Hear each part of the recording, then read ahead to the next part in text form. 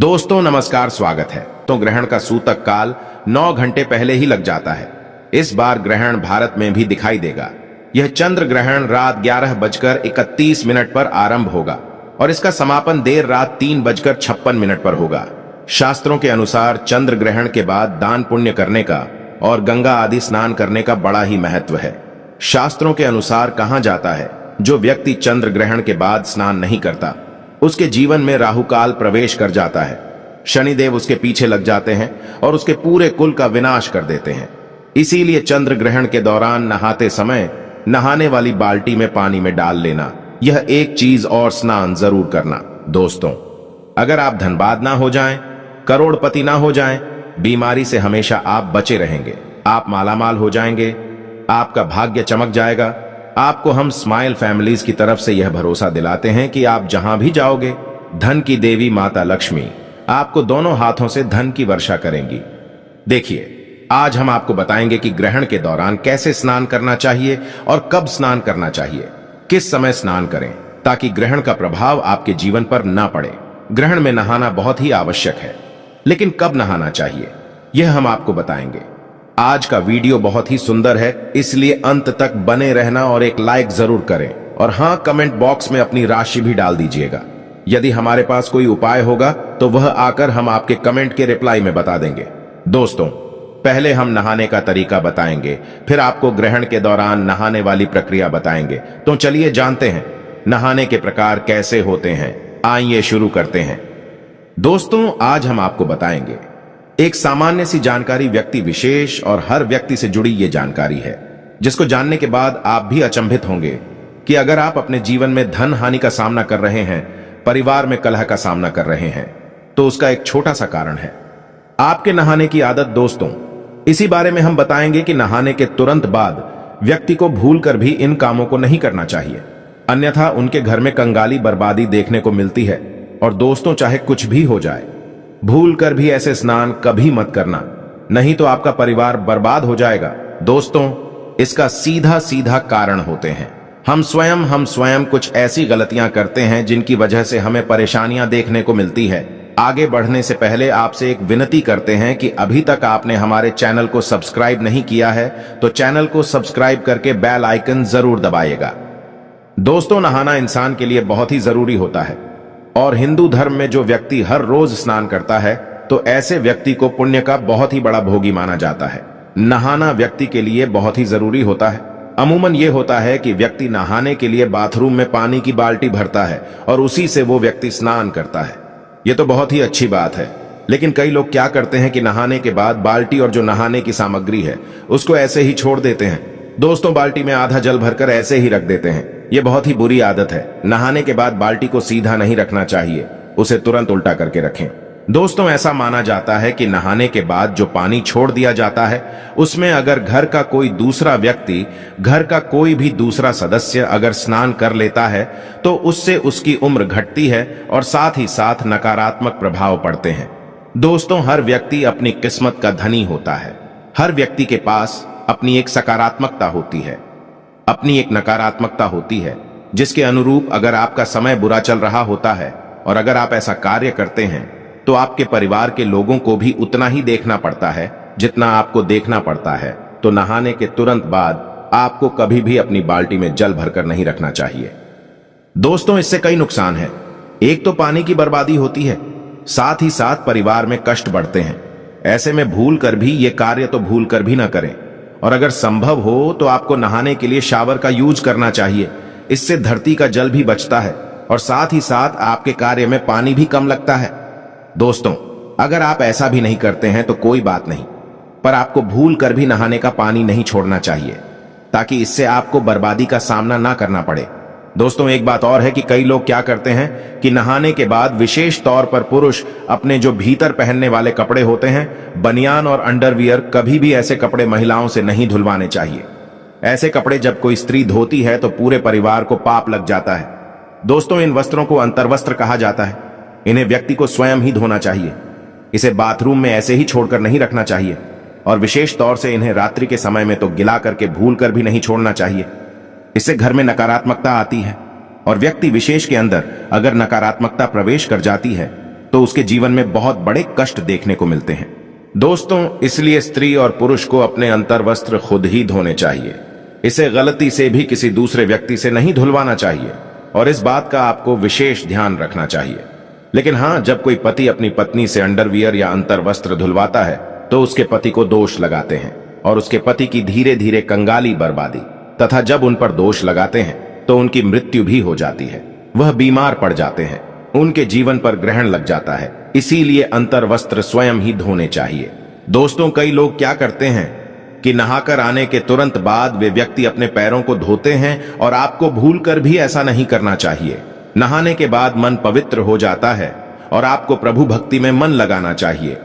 आप अपने पैरों को धोकर वापस अशुद्धता का कार्य करते हैं। पैर धोकर आप सोचते हैं मन ही मन कि आप शुद्ध हो गए हैं, लेकिन हिंदू धर्म में ऐसा वर्जित माना जाता है। हिंदू धर्म में पैरों से सर की तरफ स्नान किया जाता है। दोस्तों, व्यक्ति को नहाते समय भूलकर भी में मौन रहकर नहीं नहाना चाहिए। हिंदू धर्म में ऐसी मान्यता है कि नहाते समय मंत्रों का उच्चारण किया जाता है, हरि भजन का उच्चारण किया जाता है या मन ही मन कोई गाना गुनगुनाते हैं। लेकिन जब आप नहा रहे होते हैं तो मौन रहकर नहीं नहाना चाहिए, क्योंकि इसे वैज्ञानिक दृष्टि से भी गलत माना गया है। दोस्तों, विशेष तौर पर सुहागन महिलाओं को तुरंत नहाकर आने के बाद सिंदूर नहीं लगाना चाहिए। ऐसा माना जाता है कि अगर कोई महिला ऐसा करती है तो इससे उसके पति की आयु कम हो जाती है। लेकिन हाँ, सिंदूर तो नहाने के बाद ही लगाया जाता है। दोस्तों, लेकिन जब आप नहाकर आए तब आपको यह ध्यान रखना चाहिए कि अगर आपके बाल गीले हैं तब ऐसे में आपको बालों में सिंदूर नहीं लगना चाहिए, क्योंकि ऐसा करने से सिंदूर का अपमान होता है और इसके साथ ही आपके ऊपर नकारात्मक प्रभाव आते हैं तथा नकारात्मक विचार आ जाते हैं। तो ऐसे में आपको इसे लगाने से बचना चाहिए। लेकिन याद रहे, जब आपके बाल सूख जाए तब आप सिंदूर अवश्य लगा लें। दोस्तों, इसी तरह तुरंत नहाने के बाद आपको कभी भी नुकीली चीज जैसे कि नेल कटर का इस्तेमाल, सेविंग हो, ये चीजें आपको नहीं करनी चाहिए, क्योंकि ये चीजें नहाने के पहले की जाती है, बाद में नहीं। अगर नहाने के बाद आप ये चीजें करते हैं तो नहाने का पुण्य आपको प्राप्त नहीं होता है। दोस्तों, कई लोग क्या करते हैं कि नहाने के तुरंत बाद अग्नि को स्पर्श कर लेते हैं। नहाने के तुरंत बाद भूखे पेट कभी भी अग्नि को स्पर्श नहीं किया जाता। अग्नि को भोग लगाने के बाद ही अग्नि को स्पर्श किया जाता है। जब भी महिलाएं और पुरुष चाहे कोई भी हो, नहाने के तुरंत बाद आप चूल्हे को नहीं छुए। दोस्तों, ग्रामीण इलाके में जो रहते हैं, गांव में जो रहते हैं, वो इस बात को बखूबी जानते हैं। तो आपको क्या करना है, कुछ भी एक दाना या आप फ्रूट भी खा सकते हैं। उसको खाकर उसके बाद आप चूल्हे को अग्निदेव को हाथ जोड़ने के बाद माता अन्नपूर्णा से प्रार्थना करने के बाद छू सकते हैं, ताकि आपके घर और परिवार के लिए सदैव वो कार्य मंगलमय हो। तो आपको नहाने के तुरंत बाद चूल्हे को नहीं छूना चाहिए। दोस्तों, कई महिलाएं क्या करती हैं कि नहाने के तुरंत बाद श्रृंगार आदि कार्य करती है। हिंदू शास्त्रों के अंदर इसे वर्जित माना गया है।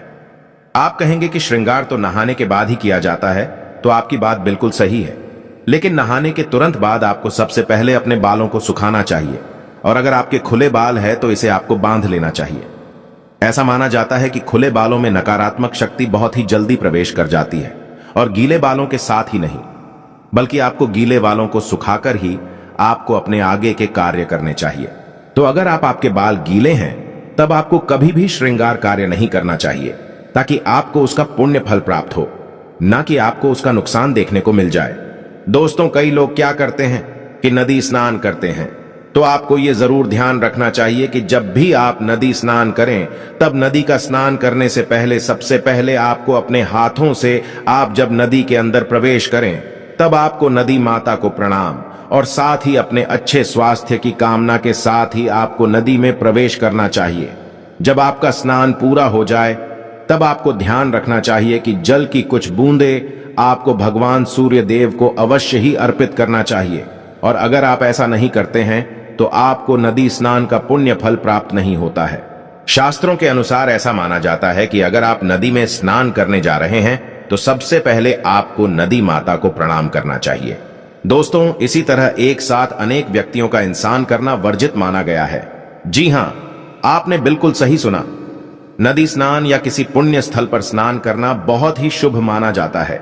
इससे आपको सौभाग्य की प्राप्ति होती है। लेकिन अगर आप अपने घर में स्नान करते हैं और ऐसे में अगर आप 2 व्यक्ति हैं और आपको जल्दी स्नान करना है, तो ऐसे में एक साथ 2 व्यक्ति को स्नान नहीं करना चाहिए और विशेष तौर से महिलाओं को इसका ध्यान रखना चाहिए। ऐसा माना जाता है इससे उनके स्वास्थ्य पर इसका बहुत ही बुरा असर पड़ता है और साथ ही साथ ऐसा भी देखा जाता है कि इससे उनके जीवन में कई तरह के नकारात्मक प्रभाव देखने को मिलते हैं। दोस्तों, इसी तरह नहाते समय व्यक्ति को अपना मुख कभी भी दक्षिण दिशा की तरफ नहीं रखना चाहिए। दक्षिण की तरफ मुख करके कोई भी व्यक्ति स्नान करता है तो वो ध्यान रखें, ये दिशा पितरों की दिशा मानी जाती है। दोस्तों, एक बार अगर आप ऐसा करते हैं तो कोई बात नहीं होती, लेकिन अगर आप बार बार ऐसी गलतियां करते हैं, लगातार ऐसा करते रहते हैं, तो आपके ऊपर पितृदोष हावी हो जाता है, तो आपको इससे बचना चाहिए। दोस्तों, इसी तरह माना जाता है कि सूर्यास्त के बाद कभी भी स्नान नहीं करना चाहिए। विशेष तौर पर जब सूर्य अस्त हो रहा हो, उसके बाद आप गर्मी की थकान में रहते हैं और कई व्यक्ति स्नान करते हैं, जो कि अच्छी आदत है दोस्तों। लेकिन आपको सूर्यास्त के समय, जिसे गौधुली बेला कहा जाता है, उस समय विशेष तौर से आपको स्नान करने से बचना चाहिए, अन्यथा आपको कई प्रकार की हानि का सामना करना पड़ता है। दोस्तों, इसी तरह जो छोटे बच्चे होते हैं, छोटे बच्चों को नहाने के तुरंत बाद आपको काला टीका लगाना नहीं भूलना चाहिए। ऐसा माना जाता है कि छोटे बच्चे देव आत्मा होते हैं, उनके ऊपर उनके विकार नहीं होते, जिसकी वजह से नकारात्मक शक्तियां उनके ऊपर बहुत जल्द हावी हो जाती है तथा उनको नजर लग जाती है। तो ऐसे में भूल कर भी किसी भी माता पिता को अपने बच्चों को नहाने के बाद साबुत नहीं छोड़ना चाहिए। काला टीका या काला धागा गले में जरूर होना चाहिए। ऐसा करने से बच्चे बुरी शक्तियों से दूर रहते हैं और उन्हें नजर भी नहीं लगती, बीमारियों से भी बचे रहते हैं। दोस्तों, अब जानते हैं चंद्र ग्रहण के दौरान वह ऐसी क्या चीज है जिसे जल में डालकर स्नान करने से सूर्य ग्रहण से निकली या चंद्र ग्रहण से निकली हानिकारक किरणों का असर जीवन पर तथा हमारे ऊपर नहीं पड़ता, बल्कि चंद्र ग्रहण और सूर्य ग्रहण आपको महाधनी बनाकर ही जाते हैं। आप दिन दोगुनी रात चौगुनी तरक्की करेंगे।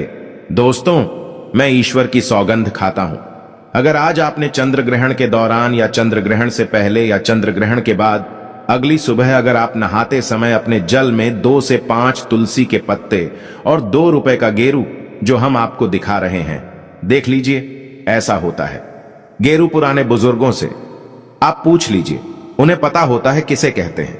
गेरू इसे गर्भवती महिलाएं ग्रहण के दौरान अपने पेट पर लगाती हैं ताकि शिशु सुरक्षित रहे। अगर पानी में उसको चुटकी भर छिड़क लेते हैं और उससे स्नान करते हैं तो मैं ईश्वर की सौगंध खाता हूं, आपको दुनिया की कोई भी ताकत महाधनी होने से रोक नहीं पाएगी। जल में गेरू डालकर तथा तुलसी के 2-4 पत्ते डालकर स्नान करने से चंद्र ग्रहण आपको महाधनी बना देता है। आपके जीवन पर कोई भी ग्रहण नहीं लगेगा। पूरे परिवार को इस जल से स्नान करना चाहिए। दोस्तों, भगवान विष्णु कहते हैं, ग्रहण के दौरान यदि तुलसी पत्र डालकर जल से स्नान किया जाए तो मैं उसे स्वयं सभी बालाओं से बचा लेता हूं, सभी बीमारियों से बचा लेता हूं। वह दुख पीड़ा भयंकर से भयंकर रोग से उसे मैं कुछ नहीं होने देता। माता लक्ष्मी भी स्वयं यही कहती हैं, यदि कोई ग्रहण के दौरान तुलसी पत्र डालकर स्नान करेगा तो मैं उसके जीवन में स्वयं अपना वास बना लेती हूं, घर में स्थायी निवास बना लेती हूं। उसके जीवन में कभी ग्रहण नहीं पड़ता। ऐसा जल स्वयं गंगा जल से ज्यादा पवित्र माना जाता है। शुभ कार्य और मंगलकारी अत्यंत दुर्लभ जल बन जाता है। विशेषकर ऐसा जाल घर में भी आप छिड़क सकते हैं। चंद्र ग्रहण के बाद आप सुबह के समय स्नान अवश्य करें। मैं ईश्वर की सौगंध खाता हूं। अगर आप महाधनी ना बन जाएं तो आप हमारे चैनल को अनसब्सक्राइब कर देना। दोस्तों, हम भी यह जरूर करते हैं, ग्रहण के बाद थोड़ा गेरू चुटकी भर डालकर हम अपने पूरे परिवार सहित स्नान जरूर करते हैं। आप भी जरूर करें।